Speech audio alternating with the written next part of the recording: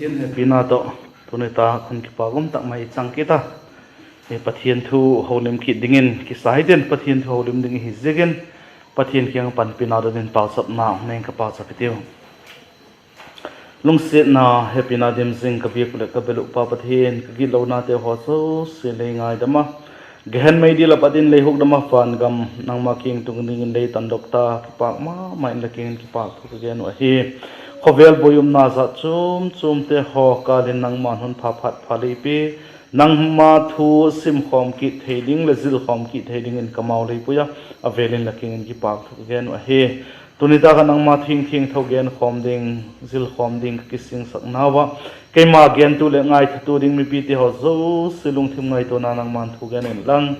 nang ma thu tak te bek sa ka gen do a mi pi te ho chon la thu tak chai bang tak he thiam theding in nang in pa e pan pi che din nang ma pan pi na ka don kin bo ko he Kochuam nang man la doi pen la ngai khok pen thu gen ding ka hi ba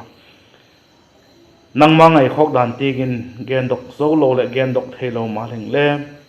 kami mal malo ka poi mo dan dung zui che tu la thuin nang man e holim pi in he thiam sakin tin la pan pi na kalal pa dui tak mai jesu minin la king ka hung dan wa hi amen tuli tak ithu pi dingon Kochuam ti hitin kum tuang lo pi na zona ichi jing laya Kochuam akipata pet mang thei lo te hi jiga chun Kochuam ti thu pi mangin pathian thuin holim hitin Kochuam igen na ding achun ama sapen digin Kochuam ki patna le bukim na ti hi thu akhen khatna digin vakgen ingkatin chanchin pha mathai na jekbung som le gukna chang som le guk ki pata som le gi ting muslimika chanchin pha mathai na jekbung som le guk chang som le guk ki pata som le gi ting Simon Peter in adon hua Mesia pathian hing chapa chulahi ati Jesu na kingin Simon Jona chapa laham phai la taksa le thisanin ahun hiat sak ahipun vana kapan ahun hiat sak ahizoi nang Peter lahi ti kahun hilbe lap hi ahin Jesung pi chunga hin ka Kochuam chu leming katin mithikul kot khak chun langzo puna Bible chang sim thak naw che thiam thenin pan chan che dun malai som pek ta han lam Kochuam ki patna le bukim na ahi a sub point na masapen ning evak gen nom chum ilalpa Jesu Christan khovela na se patlain aba Kochuam akisak ding akisiam ding ahidan alagen lok ta ahi tu Bible chang simna chun again lok ta ahi Jesun Kochuam kiti alagen masak na pen chu mathai bung som le gukna hi hidingin taksanoma hi le ahi je hin muinoma je thu hi aman bang agenem itile bang ti huna again ahem itile Peterin ginna apon do la ya khan alagen ahi Kochuam ki phudo mapek Kochuam kiti atak taka mapeka ahitai ti het men loading ahi amana Kochuam ding chu lem ding kahi ati ahi sung pi chunga hin ka Kochuam chu leming katen ati lem ding kahi tin alaki ken ahi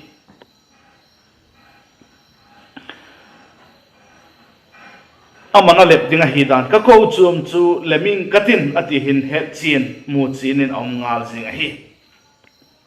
je hi aman khovel ki sim til masanga mo khovel ki sim til masanga ki pata sel gu ka chu ahung tak lang ahung gen dok mo ahung pai ta dinga hi zikin ahung gen dok ta hi ti chu mu thei dingin a hi khovel le thil sim se ki sim masanga god lok mu lok ka Kochuam hi ti khai he je pen chu ilalpa Jesu Christan khovel na se ti lai khan pai ta dinga hi zikin aman ahung gen dok ta hi zedak Bible chang simna hin Kochuam kiti chu banga ki phu a hi empty a gen chen ma มาสิงเฮกูจมกิติจูบังกิพัวเฮเอ็มเตยเกนเจียนมาเฮนังเปเตอร์ละฮีเจสุงปีจุงเห็นก็กูจมจูเลมดิงกะฮีอาทินังเปเตอร์ละฮีตีคอนฮิลเบลับฮีอาหินอาทิจูอาหินเจสุงปีจุงเห็นก็กูจมจูเลมิงกัตินมิธิกุลกดขากจุนลังโจปูนาอาทิเจสุงปีก็กูจมจูเลมิงกัตินเจสุงปีปัทเฮียนหิงจับปาเยซูคริสต์เกณฑ์นาฮีที่เฮ็ดมันโลดิงอะฮีลานิสเสกุกุมตวงสวงปีโอคริสต์ตีนอิสเสกุยครับมาเลยเยซูปีอธิเป็นอิลลปาเยซูคริสต์อามาเลอามาคีเกณฑ์นาฮีที่ครับเฮ็ดมันโลดิงอะฮีเจเบโลจุนอามันอะฮิลซอมเซลนาจุนฮิตีนะเกณฑ์นะก็กูจุมเลมิงกัตินเจเฮ็ดให้กับกูจุมจูลัลปาอะฮีกูอะไรhemขัดโกลินอีเกลสักมอฮิโลอะฮีกูจุมกิติลัลปาอะฮีอาซิจุมันก็กูจุมเลมิงกัตินอะติลัลปาก็กูจุมเลมิงกัตินอะติเลกูจุมลัลปาอะฮีที่อะกิจินะฮีจุเลเจกูจุมจูอามาโลปีนะดิงะหงมฮีที่เลเฮ็ดมันโลดิงอะฮีกูจุมกิติจูสวงหิงอิลัลปาเยซูคริสต์ที่สนาจอกซาสิลทีนเดียจนสักโดอาดิงอหิดานมาสักตัวเสกดิงอหิดานสักโดอหิเสกบางทีเดียน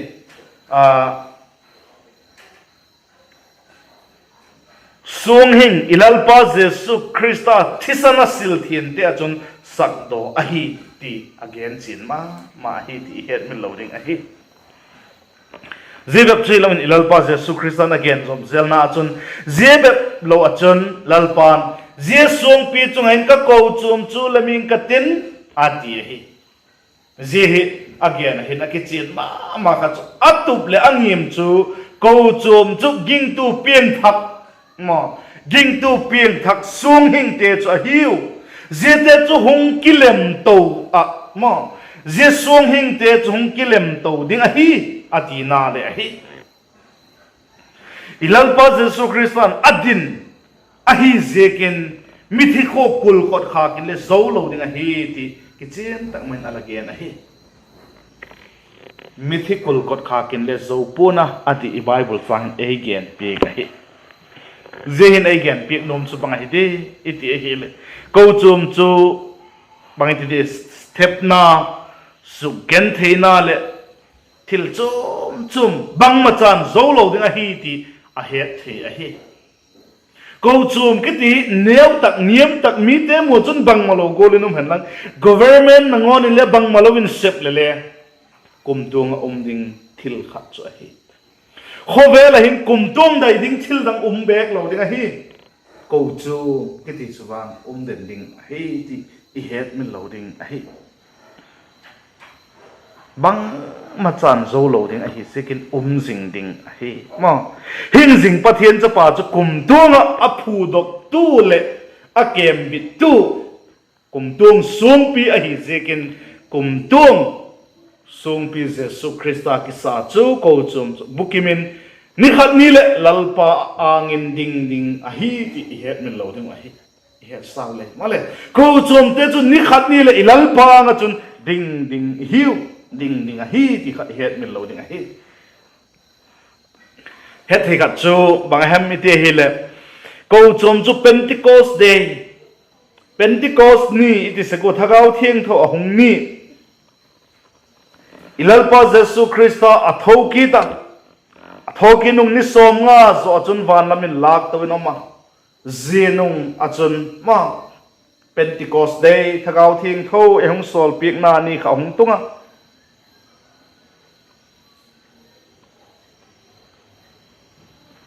จิกุลจุนอิลัลปาเยซูคริสต์ซุมลักหงกินีพาตักเลยหงบุกิมดิงให้ก็เกณฑ์จูกูจูมกิติจูเป็นติโกสเดย์อิลัลปาเยซูคริสต์ถ้าเอาทิ้งเท่าหงโซลเพียงทักษะเตี้ยเจนเดินตัดดิ้งเอานี่ขันอากิปันเจนี่ขันกูจูมจุสักดอยนอมาเจนี่จุนอากิปันตา ilal pa Jesu Christ sum la ka hong kin ni pha tak le je Kochuam ki ti chu bukim tading a hi pathian lo pina lak lu ta tading a hi ti I het na lo ding a hi zitiang a chun Kochuam ki patna le Kochuam bang ti di I abukim na iwak gen achom lam iwak gen hian lang apoi ni na ding a chun Kochuam gen dan chi chup chum akimang te ho wak gen le hen kanoma Kochuam gen chin na akimang khen khat te ho ti ti Kochuam gen chin na akimang khen khat te ho la ka chun ama sapen dingin grab le abak te ti wak gen hitin I Bible in la ki gena johan bung som le nga chang khat ki patin chang nga ti hung siming ka ke hi grab goi tak chu ka hi ka pa chu grab hon nei pa hi ke ma baga lo ta po chu asat hasek hi abaga su ta po chu aga tam jok ding na dingin a hi thing sek hi nang ho wang la kiengu thu ka gen ta zikhin la thieng thau taw hi nang ma bakom jingol hin ke ma jingon bak chu gui pi to ki zop lo le ama ngon aga thei lo gol hin nang ma le ke ma lom jing lo le ga thei pon law ke ma hi grab gui pi chu ka hin nangu abak te chu la hiu kole ke ma uma ke le ama kom na chu zimi ngei chun ga ta pi on su se hi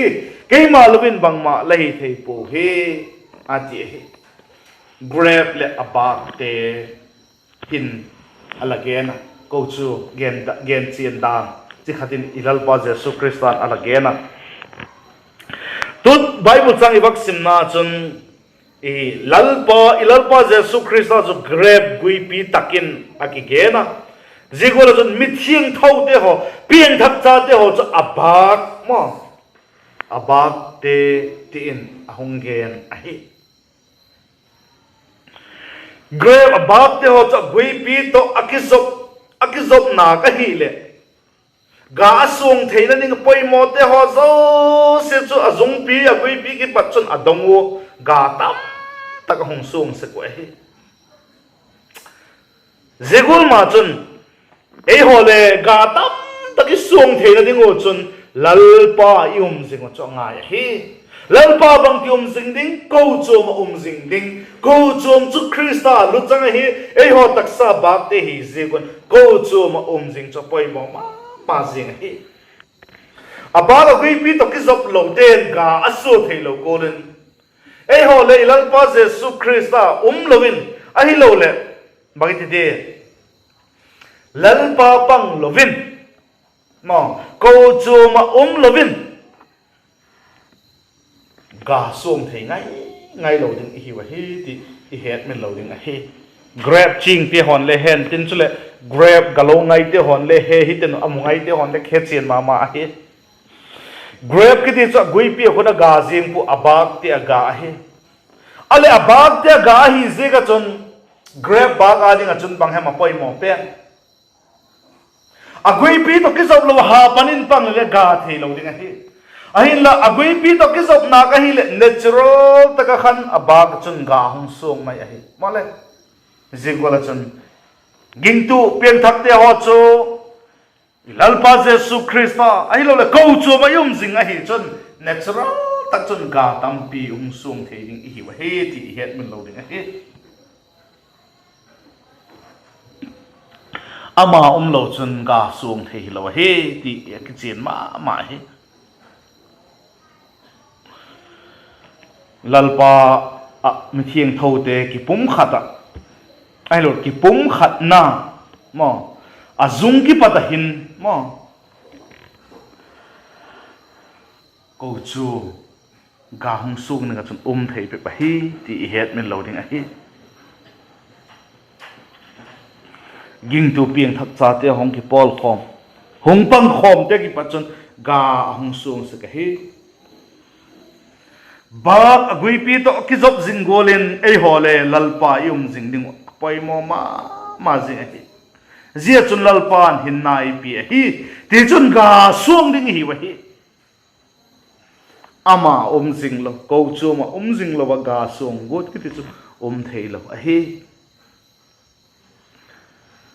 Vika chun Kochuam polama chun ga suang thei a hi poi ma Kochuam polama ki pat achun lalpa ki pat hat na mu the hi poi ti le het me lo ding hi Kochuam lim sak lo ki thagaw mi sak ma jing pathin le hat ki sama ma jing ki ti ho zo hi adik lo hi lalpa pat hi lo hi ti het mai ding hi Kochu akipat lalpa akipat bebin ging tu te hat na ine hi ti het me lo ding hi e ho bebin le ga song thei dek lo ding hi wa hi ti kha het me lo ding hi lalpa chun ging tu pieng thak Kochu ma jing te be chumang cha in anna asem se hi tunin nang le ke jing na em lalpa to ki pol khom na achun ga tap tak soin se ka he lalpa to ki pol khom lo lalpa pang lo ga tam pi sung ki ti chu tak sanom poi ga di khiloding he ti het mi loading he dan khan ka gen ta agui pi to ki zop lovin abangen in ga asu thei po abagum lovin agui pi ngen in le ga asung thei dik lo hi ti he to hi ze hi he thei kha chu ze aki khen thei lo ma ze aki khen thei lo ki zop mat na chu hi ti het me lo ding hi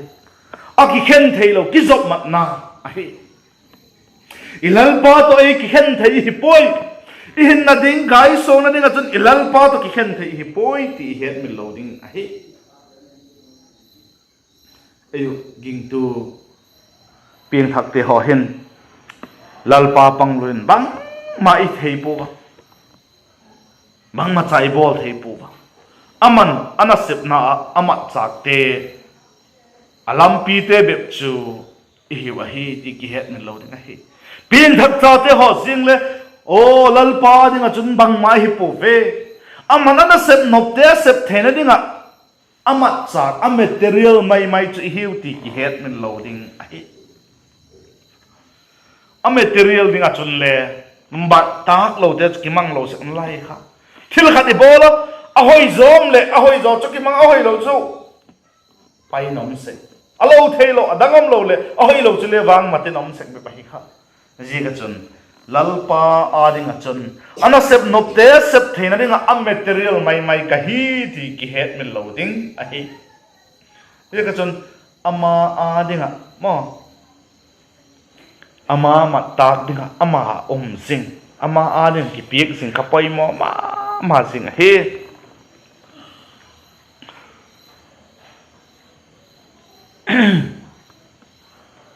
ilal pan e ho hi ga tam tak sung dinga e ngan si te chu hi zekon ze hi Kochuam te ingai kho pen ningo pai mo cha hi ilal ba Jesu Christ e ho hi ga tam tak sung dinga e ngan si te hiu zi ka chun Kochuam te ngai kho pen chu ga su ding ni cho pai mo pen a hi ding a hi pai mo ma zing a hi gasuang lo bak chu amat na ding aum po bang kilo sake me hal ding bepin apha hi ma mai bu chan bak simite Ezekiel bung som lenga changli le changa na chun hi ki zika mei thing dinga mat ahi sek a among te gel mein akang tumin alai tum kang vom chu bangin ama thina lai em atuma aum lain le bangma ma the hipun mei nakat tum wang chu banga ma the ahina lai dim him ding a hem ati chu ma chang khat chang ni na leng sim to leng akichin sem na ding chang thum tiang sim leng lalpan ka kegin o mi hing bang dinga grab gui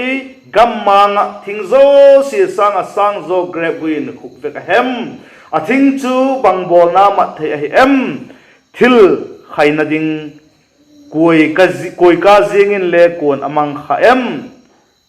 mei thing dinga mat a hi seka among te gel mai na kam tum ati ma baga solo chu amat na ding am poi me amat ding be me haw tum ding be pa hi ti to ke chi la hi Ika chun supi te ho Kochuam te na zik pen Kochuam the reasons the church existence chu bang hidem ite hile thil dang hi poi ga tam tak sung ding lal palo pina dinga ga tam pi sung dinga exist hiu ti kha iki hen ni loading ahi Kochuam ki ti chu ei ma ki choi sana dinga hi po ei kilet sak na dinga hi po sum le pai hol na ding le hi po ga tam tak sunga lal palo pina chan na dinga Kochuam ki ti chu ma hi ti i het ni loading ahi so bi de ho tulai Kochuam te hi mo gen dang ka i heu gen len mi gen si ki bangina i heu gen dang ium na zik pen le he phatalo imo po na zik pen le hetalo hilen kilom Kochuam tam te e tu ne kingai to he Kochuam na zik pen chu ga tam pi so lal palo pina chan na dinga hi ti kha i het min loading ahi jan bung som na nga changi na chun tam taka laga zikun kapa chu choi hein am sek hi ti chun anung zui te hin la ati chula tam taka laga zikun kapa chu choi hein am sek hi ti chun kanung zui te hin la ei ti chula supi te ho Kochuam te na zik pen chu zi chu hi ka ta tak sung ding Zika chun ging tu ka sung lo ke chu Phachuam lo hi tina hi ging tu hingal ga sung lo ke chu Phachuam lo ti hiding hi tunin kingai tu hi grab gui le pa Kochuam gen chen na iwak gen na khat na khan grab gui le pa te in iwak gen apani na dingin Krista taksa Kochuam ki ti Krista taksa tin hetin oma efesa bung khatna chang som ni le som ni le thamung simleng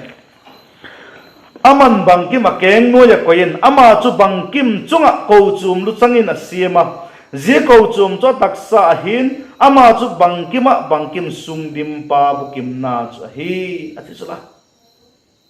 Kochuam kiti chu Krista taksa he Krista cho lu changa he e Kochuam cho lu changa he Kochuam te chu Kochuam te lu chang chu Krista he ataksa bak te chu Kochuam te member te chu hi wa hi i Bible in again chin ma se di tak chu gen tal gen hil vet saka Krista chu Kochuam lu chang he Kochuam chu ataksa bak te chu hi ji chu nang le ke hi wa hi ti het min loading he rom som le ni na changa simle rom som le ni changa na chun tin a kizika zegola chun ei ho hile Krista taksa pum khata ubin i chang che tun bak te la ka pang i chi dui ati chula Krista hin na thak akite asung kha simle chun again changa na chun zegola chun ei ho hile Krista taksa pum khata umin i chang che tun bak te la ka pang i chi dui Krista taksa bak te la ka Kochuam kiti apang che imi mal chi dun pang hiu ti ki het min lo ding wa e ji ka chun nang Krista taksa bak khat la hilam la ki het min lo Krista taksa bak ding da Krista taksa bak sep ding dol sep la hiding ka hiding chu pai mo ma jinga hi ti i Bible in i bathe hi Korin thot khat na bung som ni na chang som ni le som le thum achun hiti na kizika taksa hi pum khat a hin bak tam tak ani hi abak te chu tamma le taksa pum khat a hi Krista chu jigul chu hi thagau pakara ilengo taksa pum khat baptis hi tawa juda hin gentle hitalew sokin soklo hitalew hin le thagau pakara don khom chit dinga sim hi eti chula taksa hi pum khat a hin bak tam tak ani he Krista taksa pum khat hi male bak tam tak Kochuam te imimal malu abak te hi wa hi ti again bi hi chang som ni le sagina le bak sim le Korin thor khat na bung som ni chang som ni le sagina chun nang ho he Krista taksa abak te la hi chi tui tu zana sermon ki gen ngai te ho zo si Krista taksa bak te la khat la hi lam la ki hin em ai lo le pieng thak nai lo la hi chun hinai lo hi ding la hi pieng thak cha la hi chun Krista taksa bak jite la ka chu pang la hi abang la hi ding ka he poi chu het mi lo ding hi pieng thak na thagau thing thong baptisma chan na mo ji thagau thing thawa baptisma changte ti lo nga la chun Kochuam member ti thei lo ai a very dungening ka pieng thak na thagau thing thawa baptisma changte ti lo nga la chun Kochuam member ti chu a thei lo ai ti kha het me lo ding ai pian thak na thagau thing tho baptisma changte ti lo nga la chun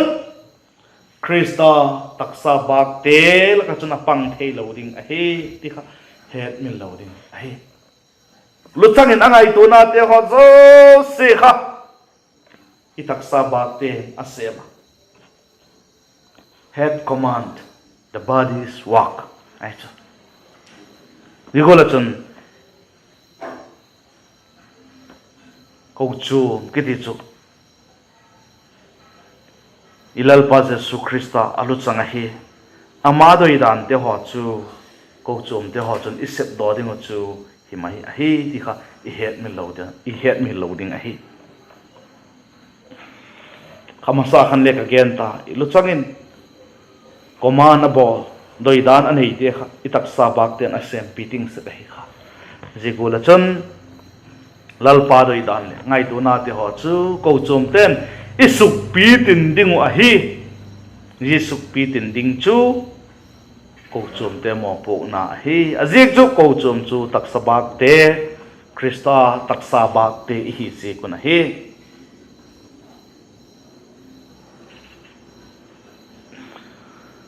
het sa hi taksa hinna le thili theina te ho chu luchangin adoi dan te ho chu bang he ahungum dok seka mo luchangin adoi dan te ho chu ahungum dok tak le taksa bak te chun ahung sem doku ahung sem piting se koi kha Krista doi dan sem piting ko chu hina vem la hina vem ti kha iki het ni lo ding iki ngai tu ding a hi apathum na dingin Kochuam gen chin na pathum na ding a chun pathian chen na in God's temple Kochuam kiti chu pathian chen na in akiti hi efesa te bung ni na sang som ni akipatin som ni le ni tieng bak siming ka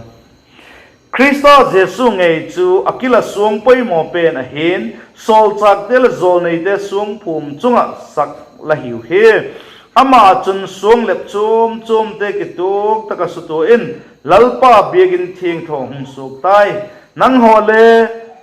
ama achun thagawa pathian chen na mundinga lep khom la hi taw hi Kochuam te ho chu pathian chen na indinga lep khom I taw a hi I Bible in kichi tak mai enggen pi a hi thuthong lui hun lai Solomon in temple asa golin mo thagau thing thawin le pathian chen na in thing thaw chu pieng thak te ho mang chai ahung sa hi ti kha I het ni loading hi akhi chen sem na dingin korin thot khat na bung thum chang som le na chun hidin akhi gena korin thot khat na bung thum chang som le na chun nang mau chu pathian chen na in le pathian thagau chen na la hiu ti hello la hiu em ei ti sula pieng thak te chu pathian chen na pathian thagau thing thau chen na hiu ti I Bible in ki che tak mai ei gen mai dai so pite ki ngai tu ti nang le ke pathian chen na in hiu hi Timothy thot khat na bung thum na chun le hi din a ki gen hong sim na lain ka Timothy thot khat na bung thum na chang som nga na chun ka hong vai ge khak le pathian in ko da bangola ding a hem ti le he thina dingin a hi jenge chu pathian hing Kochuam thu tak khom le kulpi chu a hi pathian hing Kochuam thu tak le kulpi chu hi je Kochuam thu tak le kulpi pathian hing chen na chu hi ti e Bible e ge pe ka hi je hi ka yo Christian Fellowship Church kimin voten logo a imatu pathian hing Kochuam thu tak khom le kulpi chu hi wa hi ti kha iki het min lo ding hi Bible sang ma in sim na la hi tin Hebrai bung thum sang guk na achun hitin akizika Hebrai bung thum sang guk na achun himale Krista chuwang ama in sungin chapa hi in agin hi ama imun ngam naw le ama ikinep naw ki pak na chu ituk de jingole ama in sung mi te chu hiu ama in sung mi te Kochuam te chu ama in sung mi te Krista chuwang ama in sungin chapahin aginum hi ei ho in sung mi te chu hiu in sung mi te chu hiu the Bible in again big ahi Peter for khat na in le hitin akigen bung ni na sang li le changa na chun hitin akizika ama chu sung hing mi hing te doilo himale pathian te le mantam chu hi nang le sung hing te golin thagaulam in a lepto lahiwa Jesu Christa zegin pathian ki pak na lam thagaulam ki thoina lan dinga thiam pathiang thote longhi theina dingon ati chu e ho hi pathian chen na indinga sung hing lepto te hi ti kha e Bible in ki chen tak mai nei gen pe hi apalina dingin Kochuam gen chen na dang kit khat chu bang hem tile Krista mo ai lo le Krista z tile hin ma Krista z ti in ding ti in genin auma Bible in vaccine gitin efesa bung je bunga na chan som ni le thum hin khe efesa bunga chan som ni le thum be vaccine ka Krista chu ama taksa Kochuam te huk dam pa le luchang a hi golman posal chu azia dinga luchang a hingala ri hoi ta chan sim suk le hin akizik dat ta Kochuam kiti chu Krista mo ding Krista ziding a hi na tui gen na chun le ei gen pi bep thui lovin tampin ala ki gen a hi ei ho hi Krista mo ding Krista ziding chi hi wa hi so bi de nungak langai tak la happy tak to la ki chen ding a hi le thieng tho la tu pa posolin le ziding ki di chu a thieng tho adoi a hi Christian a Kochuam de chu a thieng tho dingin ei doi a hi ti kha I het min lo ding a hi ai wal sang mon khat baksim na lain ka koren thot ni na bung som le khat na chang ni na chun hitin ki zika pathian thang sin nan ei ve ka hun thang sit Krista kienga nungak thieng tho gola ka piek do theina digin posal khat ka hol piek la heu ati chu Krista kienga nungak thieng tho gola ka piek do theina dingin thieng tho posal khat ka hol piek la heu Krista a hi supite ho Kochuam ki ti chu Krista mo Krista ziding a hi pathianin Adam imotoi takin ayim saka ana gola do ka aziding asim bi gola khan Jesu in le migilo te hukdamin aziding Kochuam chu ang kisima hi Jesu le athina le cross anak chei cha sutna sana tui hung lung no khan mo migilo te chu asop thing a hi ti chun aziding amauding cho kisim hi ti imuthei I hethe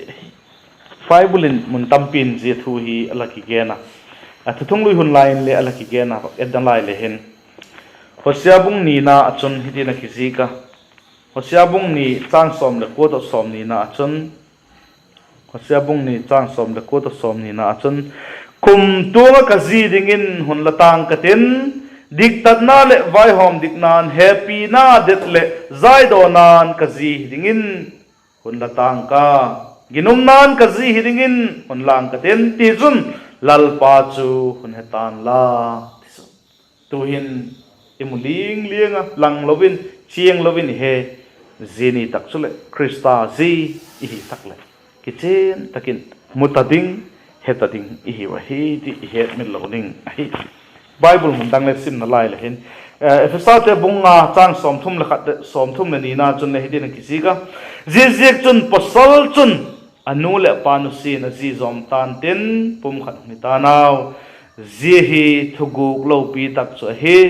ahin krista le kochum ki kal te khinna kamat hi ate thuguk lo pe tak chu krista le kochum ki kal te khinnan amanga krista le kochum te chu ki cheng dinga hi dan zi do posol ki cheng hi gulu ki cheng dinga hi dan ela gen pi na thuguk lo pi tak ati chu zi chu hi ti kha het mi lo ding hi kochum ki ti chu krista mo krista si thupun mung som le kona chang sagina chun hi na ki si ka lim le ki pak takin ama chu a choi hoi hi tiu belab no mo nei hun atung tan amo ding le akis zau tai amo ding le akis zau tai ko chum te krista mo dingin akis zau ta nang lakis zau na em supi nang lakis zau na em je poi mo ma jing hi apangana dingin ko chum chu belam hon belam hon in te kinin aloma belam hon lalpan aching te chu ahiu ti het min lo ni hi ko chu kiti chu belam hon lalpan aching te in alaki gen ahi agi chena dingin chanchin pha johanin na jik bung som na chanchin pha johanin na jik bung som chang thuma ki patin changa ting vaksim leng ama chu akot khak beng pa chun kot ahon hon bega abelam ten le ao hiwa ama belam te chu aminun ako cheda pui dok sakhe abelam te chu pui do suk tak le angun na chi en abelam te chun ao he chi kun azui sekwe midang nung wang zui punaw aking akipat tai mang zonaw midang o he lo zi kun ati som le li patin som le hup sanang simingka keima hi belam pu pha chu ka he ka belam te chu ka he kia te chun le keima hi he pa chun keima hi het zikin ken le pa chu ka he chule belam te adingin ka hinna ka pe ze belam honga hilo le belam dang ka nei lai he ama ho chule hun pui ding ka he je te chun le ka hun hin ti wen belam pu pakhat noyen hong khada hong loi khom ding a heu alati ko chu kiti chu belam hon krista in ala ching te ho ale kol te ho chu ken na hi ti akigen akichin ma hi krista ginai nei masango chu nei ho chu bang hi vem tile belam mang ahon la ka pata pet mang te chu ila hi wa hi ahilla tu hin chu belam hon te la ka mi belam pupha lalpa jesun aveng et kolte la chun ipang ta wa hi i bible akichin ma tui simna te khan le gena khat bak sim na lai len peter phot khat na bung ni na chan som nga na chun hiti na kisika peter phot khat na bung ni na chan som ni nga chun belam golin lawang mang ta wa to hin wang la thaga wo ching pa le beng pa ki nga chun la ki le ki taw hi ai di chula pian thang ma sanga chun belam wang mang hi wa e piang thak zo chun belam pu pha ga bu beng pa ching pa ama ki le ki ama e kol te chu hi ta wa hi aki chi na hi lalpa belam pu phau chun e wengin en kol jing dinga hi ti het mi lo dinga hi ko chum chu belam hon lalpa ame mal taka et kol chu hi ti het min lo ding hi midangan si poi lalpa ama ma en kol hi belam hol la kay lai si chu veng bitlet kol hi jing ding hi wa hi ahin la zia hon te la ka ki pat pot dok te chu gam sahang ten ane se kwa hi di le het min lo ding hi het min lo ding hi tu ni nang le ke ko chu ma yum jing loi chun satan nei themin ten ei zo ding hi ti het min lo ding hi je ka Psalm number som ni le thum na khon la ken khala lal pa chu jing pa hi ta sampung sa pa jun the Lord is my shepherd I shall not want lal pa chu jing pa hi ta sampung aman ham pa hing dip de mun te ko sak sak chol da tui kiting dai hi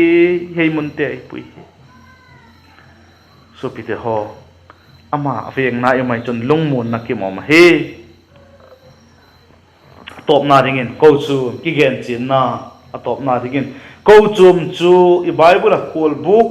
ai lo le in ti in le in ala ma hi ti I het min lo ding hi chan chin phaluka na jik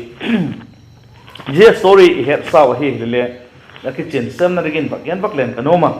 chan chin phaluka na jik bung som na chang som thum pat som thum le nga ting khai bak sima hi le a ki kena samari mi pha te hin thu kha hi bung som na chang som thum patin som thum le nga ting wak siming ka jesun don huwa mi ko hem khat jerusalem ki pat jericho zone na chi sukle gutate ato khatan apon te alak pekin a hilemu athilo bepin anusita wa zelam pi chun thiempu pakhat honga himale amu phadin lampam lang khat lamina pel tai jegol ma chun levi mi pakhat le honga amun ahung tun phadin avakena aman le lampam lang khat lamina pel ki tai himale samarimi pha khol zinin ahun to khatan ama amu phadin lungsit ma avazona aliam na te chu oyin le sathaw anu pikin atum pik tai ama sabil tung chunga chun achun saka khol buk pakhatin apoilut akai to tai azinga anut siring konin denari dangka pani aladoka khol buk ven pa ki ga chun ape akengin zehna ma hi alakai to in la je khela hi la sen na omle ka hungkit pha le hungdit ingka atimalama jistaka in ahilo khol buk athi ko chu gena hi ti het min lo ding hi samarimi pha khat hin suam mangten a suam pau hi a happy a hi ma samarimi pha hin wayin le sathaw anu pik a hi dan I bible in again pik aliam na te chu atum pik ama gan cha chungin achun sakahi ti imu a hi ti chun et koldingin khol bu ka chun apuilut a hi chula khol buk en kol pa ki nga chun dinari pani api alen kol dingin adon ahi ma zehin igen thei chu bang hi de ite le khol buk chu Kochuam church iti hi ahi aven tu chu hi dem thagaw thieng tho ahi dinari pani chu bang hi de thutak le happy na Kochuam chu thutak le happy na atim ding ahi zion lai hen khol buk chu khol jin te ho ki chol nak namun chol dam namun alai se ka hi ti kha I het min loading ahi tulaya hotel ahi lole motel ative ma atiwa ho ki bang ding dan chu ahi Kochuam chu pieng thak christian ten chol dam na le kingak namun ini hu ahi ti het min loading ahi khol jin lai hiu tiu kha he sawe kha Kochuam pieng thak cha te hoi khol jin hi samari mi pha chun mi athiring kon chu hok damin et kola om theina ding mun tengin apui a hi jebek lo chun samari mi chun adam lo na et kolna dingin sumle hun kho tak api a hi ma sumle apen lai a hi zebek chelovin apoi mo ile piek ben alai dingin le akitiam na lai male he promised to give more if necessary ma hin alai tonin ilalpa jesu christa van lama lak to om nungin lalpa chun khovela hinging du pieng thakte ho et kolna dingin thutak le happy na chu einut si hi enu sipi ka hi ti ka het min lo ding a hi thu tak le happy na chu enu si malam enu sipi malam a hi dan a ki chen sem na dingin zohan bung khat na chang som le li a chun hi na ki zika ti chun thu chu taksa hung changa ilakun hung chenga pathian chapa changkhat nei sun lo pina chu hingal a hi gol takin happy na le thu taka dimin ilamu taw ilamu a hi happy na le thu tak adim chang som le sagina chun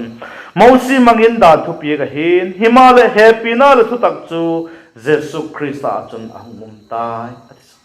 jesu christa chun happy na le thu tak chu ahum tai ji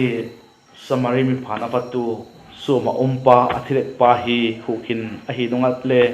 et kol ngai ma sumang ten sum asum naw om nagi pada cho huk hinita pa puido hita himalile et kol ngai na la ahi golin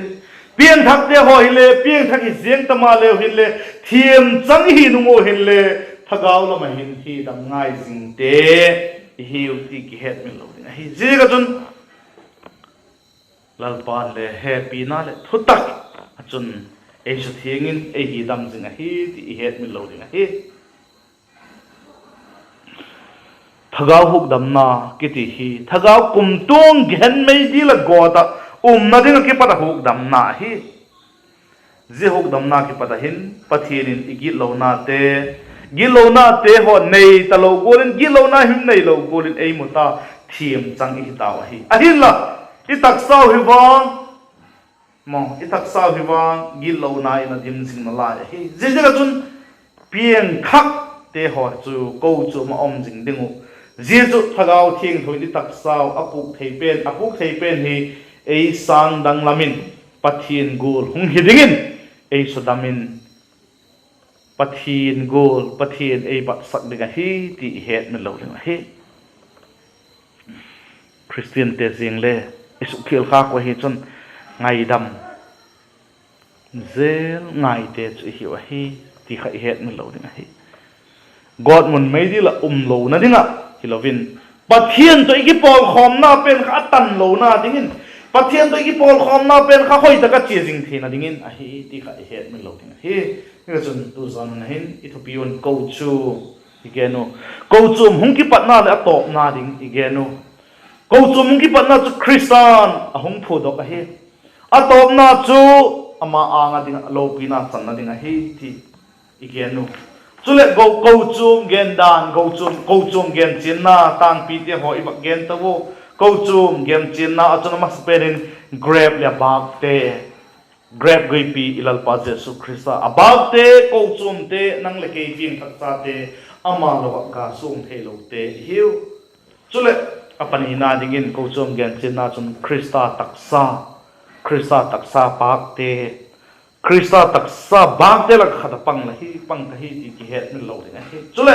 apathum na dingin pathian chen na in pathian temple God's temple chu hi ti ki het min lo ding hi abani ga chun Christa ziding Christa mo ding chu ka hi ti ki het chenu zi tak ding chi ki sak ting hi abani ga chun Kochuam chu belam hon ilal pa Jesu Christa kol aching jing te chu hi wa hi ama chinna ki pata chi pet mangai tun gam sa te lamel mau diabol chu sakei bak nei ki tum golin anek zoding holin mo awak vela hi ati nangle keile Kochuam pat ipet mang thutak Kochuam ki pat ipot mang a hi chun Christ kolna pat ipet mang hi chun satanin email ma chun ei na ring hi ei su ring hi atop na ring Kochuam khol bu ka hi khol bu tunin Kochuam te ki chol ngak na Kochuam pieng thak ta te ki chol ngak na Kochuam a hi khol jin lai te chol na mun chu khol bu ka hi tunin Christian pieng thak ta te khovel mi hi pu khol jin lai hi ki chol ngak na Kochuam a hi alpan athui gen tel se thiam thedin pan chaning chudun malai som pik than la pau chop na hning kha pa so piteu wana kapa thing tho tak mai hepa khowela ko mo hin ka changu ka ding lei phal pu piang thak ka hinungun le nang hong kian kol ta bo tin le nu se pu le happy ma mà singa kalal pau Jesu Christa Kochuam ahong din achun dingin leigo ta ka het chen te na dungun gen chen theina lampi chum te lei hila jete chu abei na ding hilovin ni khat ni le nang ma anga ding te ka hiu ti ka heva hepa zema sanga chu nang ma min lo pin linga ki mang cha thei ding le nang ma a ka hi na teu he china zia chu ngai to ko ma hin khomang to thei ding in le nang ma min lo pin ning hin khomang to thei se ding in kamau e pui che tin ti ama pui na kalal pa doi tak mai Jesu minin lakin ka hong danu hi amen chan chu hian la ki pa ke